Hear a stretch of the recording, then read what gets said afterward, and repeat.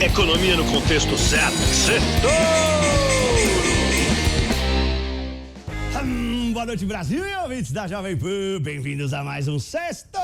O resumo da semana econômica no contexto certo. Foi uma semana difícil. Velhos fantasmas de ursos voltaram a assombrar os mercados. A bolsa por aqui bateu 100 mil pontos na quarta-feira. Nos Estados Unidos apareceu uma nova crise bancária. Quebraram bancos, mas parece que pelo menos dessa vez as autoridades americanas aprenderam com os erros do passado e se esforçaram para tentar conseguir um desfecho diferente, quem sabe até um final feliz, sem que as pessoas perdessem todo o dinheiro que estava nos bancos quebrados, nem que houvesse contágio ou efeito dominó. A crise financeira que se espalhou pelo mundo em 2008 voltou a assombrar os investidores. Na segunda-feira, o mesmo economista que previu a crise financeira de 2008, o senhor Nouriel Roubini, alertou para as consequências da quebra do banco americano lá, o Silicon Valley, que quebrou sexta-feira passada. Ele disse que essa crise poderia ser bem mais ampla do que se pensava e ele estava se referindo a um grande banco europeu que estava em dificuldades. E não é que ele estava certo de novo.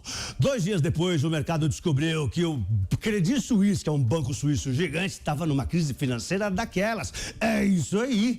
Um banco suíço onde os ricos deixam suas economias, tá meio que, sabe Deus lá se está quebrado ou não. Lembrando que em pleno domingo já tinha quebrado outro banco médio nos Estados Unidos, o Signature Bank. Parecia um déjà vu de 2008, quando quebrou aquele bancão lá, o Lehman Brothers.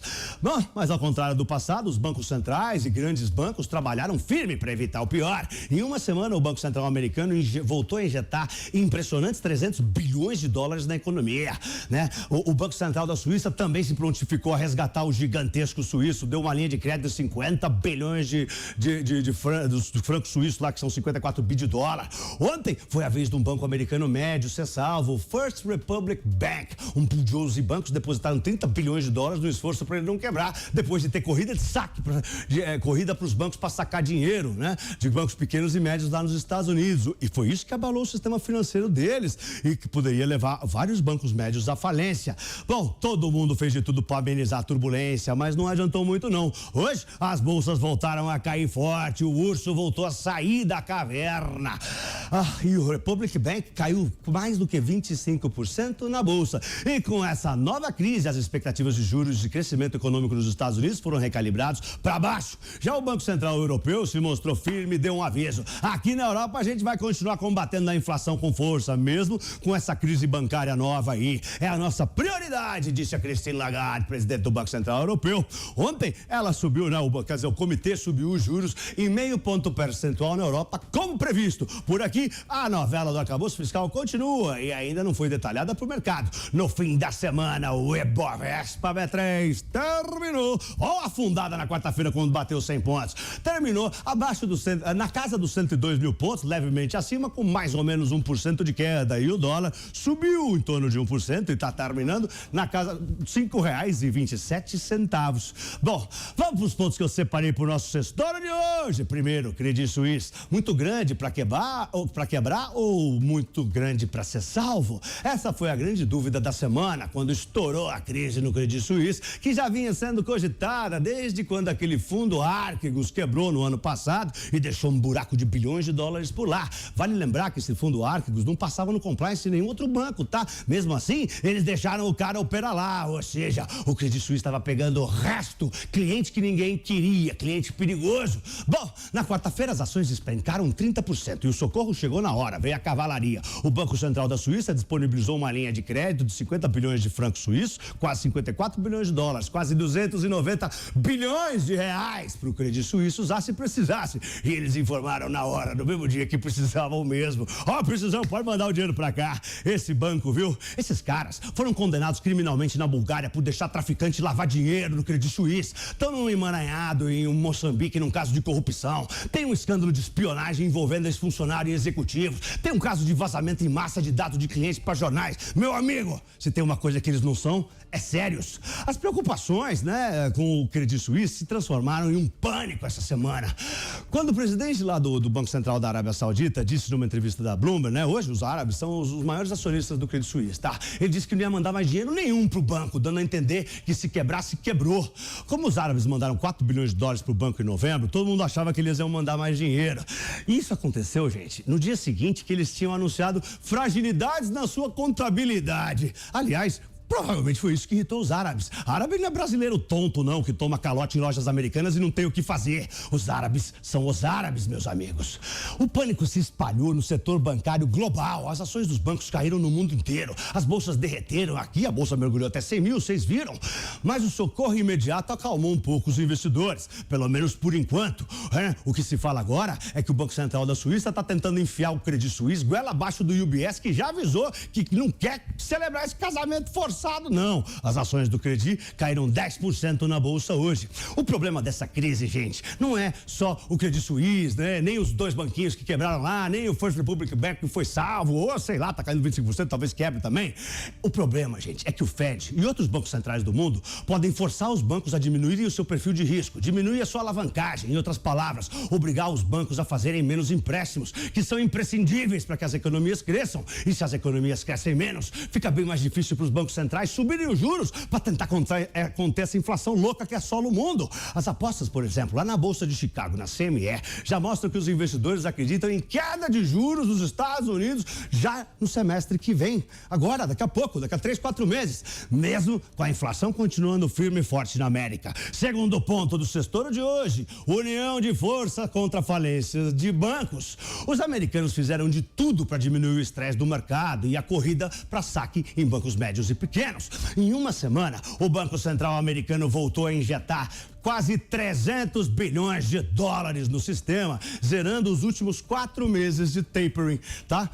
O tapering é aquele processo americano para retirar de circulação o dinheiro que foi injetado no mercado nas crises do coronavírus e de 2008. Né? O imbróglio é gigantesco, gente. Dos 9 trilhões de dólares que foram injetados nas economias para salvar das crises, né, de 2008 e a de coronavírus, eles já tinham retirado 600 bilhões de dólares. Então, em 8 meses, eles tiveram que reinjetar metade do que tinha tirado. No curso Toro de Ouro 2, eu explico isso no detalhe, tá? Quem quiser pode olhar. Bom, além disso, 11 grandes bancos dos Estados Unidos, como Bank of America, JP Morgan, Goldman Sachs, Morgan Stanley, entre outros, tá? Preferiram, salvaram um banco. Fizeram ao contrário do que fizeram no Lehman Brothers lá em 2008, quando eles preferiram que o banco fosse a falência e, né, deu aquele problema todo. Eles se juntaram, salvaram o First Republic Bank, que ia quebrar com a corrida bancária. Socorreram esse banquinho depositando 30 bilhões de dólares lá. Só que hoje, mesmo assim, o banco caiu mais do que 25% na bolsa. Dá uma olhada no gráfico vermelho aqui. Olha lá, azedou. Bom, ou seja, o buraco pode ser mais fundo. Todo mundo acha que foi só uma solução de curto prazo para ele, para o CS também. O CS caiu 10% hoje. Hoje, o presidente Joe Biden exigiu penalidades duras para os executivos dos bancos que quebraram. Por exemplo, o Federal Reserve estava enviando notificações formais aos executivos desse banco aqui, o First Republic Bank, reportando problemas críticos e exigindo que eles arrumassem as fraquezas sérias que tinham sido encontradas nas operações deles. Hoje, o banco pediu formalmente a sua falência. Foi a bancarrota. Terceiro ponto do sextouro de hoje. Se alguém perde, se uns perdem, outros ganham. Bom, se os bancos médios lá nos Estados Unidos estão sofrendo com os correntistas sacando dinheiro, fechando as contas devido à crise de confiança, os grandes bancos estão se dando bem. O Bank of America só nessa semana captou mais do que 15 bilhões de dólares de novos depósitos que saíram dos banquinhos. Acho que foi até por isso que eles decidiram injetar nesse banco para evitar o caos, porque o dinheiro tinha vindo de lá mesmo, tá? Vale dizer que esse Silicon Valley Bank e o Signature Bank de Nova York foram a segunda e a terceira maior falência de banco na história dos Estados Unidos. O Silicon Valley Bank tinha 200 bilhões de dólares depositados lá e o governo americano vai honrar tudo para todos. Para você ter uma ideia, o Credit Suisse tem menos de 600 bilhões de dólares. Esse era o tamanho do Silicon Valley. Quarto ponto. Banco Central mantém ritmo de alta de juros lá na Europa. Apesar desta grande crise bancária, o Banco Central Europeu não amoleceu contra a inflação e aumentou a taxa de juros em meio ponto percentual como previsto e sinalizou novas altas, novos aumentos. Agora a taxa de juros na Europa está em 3,5%. É o nível mais alto desde a crise de 2008. Os diretores do Banco Central Europeu também disseram que o setor bancário da zona do euro é resiliente, tem muito capital, tem muita liquidez, que estão monitorando de perto essas novas tensões do mercado, essa crise bancária. Ao mesmo tempo, eles estão prontos e preparados, de acordo com eles, para reagir conforme necessário para preservar a estabilidade dos preços, né? E, ao mesmo tempo, manter a estabilidade financeira da região. Em outras palavras, querem controlar a inflação, mas não deixar nenhum banco quebrar. A chiquíssima presidente do Banco Central Europeu, a senhora Christine Lagarde, diz que não vê contradição em combater a inflação e manter a estabilidade financeira. Vale lembrar que ela nem percebeu que estava tendo inflação durante um ano, né? Ou ela mentiu, sei lá. Bom, o fato do Banco Central Europeu ter mantido a alta de juros em 0,5% e também o tom mais duro da Lagarde contra a inflação diminuíram as apostas de que os juros dos Estados Unidos vão ficar estáveis na semana que vem, quarta-feira, quando tem decisão de juros lá. Antes, tinha gente apostando até na queda dos juros da quarta-feira que vem lá na América, era a corretora Nomura. Por quê? Porque essa crise fez o mercado reduzir a expectativa de crescimento na economia americana e global também. Agora, as apostas na CME, na Bolsa de Chicago, mostram uma probabilidade implícita de 65% de chance de alta de juros em 0,25 ponto percentual, dia 22, quarta-feira que vem, nos Estados Unidos. Para o Goldman Sachs, os Estados Unidos agora vão crescer só 1,2% esse ano, não mais 1,5% como eles achavam, por conta exatamente da restrição de crédito que vai vir da nova crise. Aquilo que eu falei no ponto anterior. Os bancos vão emprestar menos dinheiro e a economia vai crescer menos. Quinto ponto, arcabouço fiscal. A semana também trouxe novos capítulos sobre a novela do arcabouço fiscal. Hoje, o ministro da Fazenda, Fernando Haddad, se reuniu com o presidente Lula para discutir detalhes. A ideia é que o governo bata o martelo, e acabe com essa novela já na semana que vem. A proposta deve ser anunciada ao mercado antes da viagem do Lula à China. Veremos. Se aprovada pelo Congresso Nacional, a nova âncora fiscal vai substituir a regra do teto dos gastos, criada em 2017, com o objetivo de limitar o crescimento dos gastos públicos. A nova proposta do arcabouço fiscal já foi apresentada para alguns integrantes do governo, como o vice-presidente e ministro do Desenvolvimento, Geraldo Alckmin, e também a ministra do Planejamento, Simone Tebet. Segundo Fernando Haddad, o Alckmin sorriu ao receber o texto. A reação foi muito boa, disse ele. Já a ministra do Planejamento disse que o substituto do teto dos gastos é responsável e vai agradar a todos, inclusive o mercado. E pra semana que vem a gente vai ter super quarta aqui no Brasil, vai ter decisão de juros e nos Estados Unidos também, além da decisão de juros quinta-feira na Inglaterra. E claro, todo mundo segue de olho, de lupa, analisando a nova crise financeira mundial. E se você se interessa pelos indicadores econômicos que a gente cobre aqui no Sextouro, quer entender mais a fundo, invista em conhecimento. Não deixe de fazer o combo dos cursos Touro de Ouro 1 e 2. São mais de 50 aulas com mais de 12 horas de conteúdo, onde eu ensino tudo que aprendi na frente de batalha, nas mesas de operações, em 30 anos de mercado financeiro.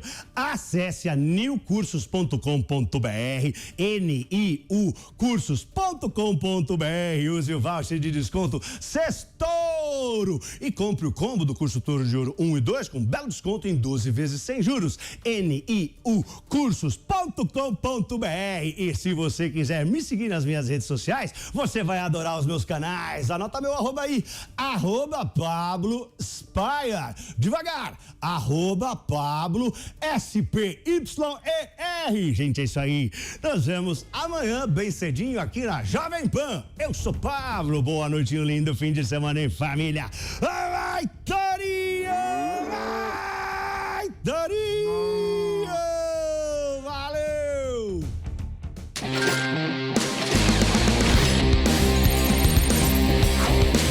Economia no contexto certo. Sextou!